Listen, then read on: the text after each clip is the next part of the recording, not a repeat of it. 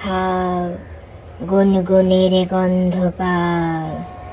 এই গুনগুন, গুনগুন, কোথায় গেছো তুমি গুনগুন? দেখেছো আমি লালটু ভূত এসে গেছি গুনগুন। আজকে আমি তোমাকে ধরে ধরে খাবো গুনগুন। তুমি অনেক দুষ্ট হয়ে গেছো গুনগুন, কারো কথা শুনছো না, ঠিক মতো খাচ্ছ না, ঘুমাচ্ছ না গুনগুন, তাই না?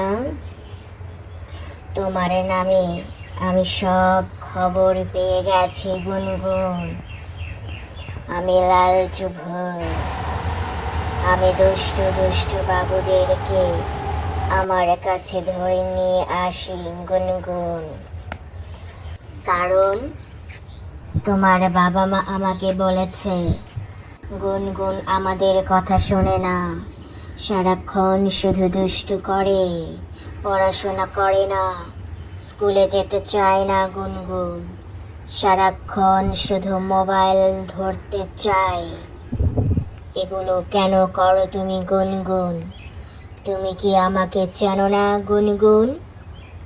তুমি কি শোনোনি লালটু ভূত কি কি করতে পারে গুনগুন?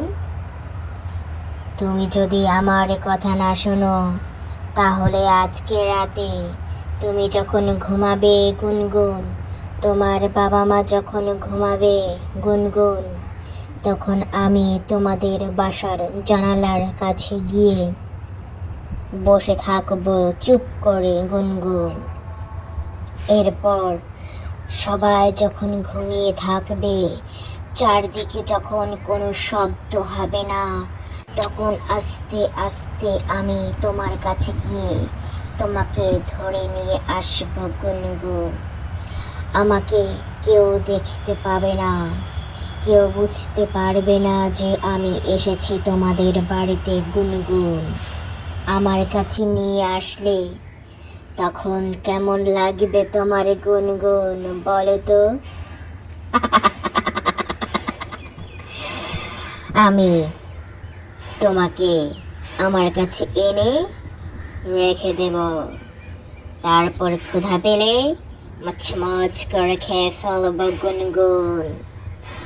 এখনো সময় আছে গুনগুন, তুমি লক্ষ্মী বাবু সোনা হয়ে যাও, বাবা মার কথা শোনো গুনগুন, বেশি বেশি খাও, বেশি বেশি পড়াশোনা করো গুনগুন, তাহলে আমি লালটু ভূত তোমার বন্ধু হয়ে যাব গুনগুন।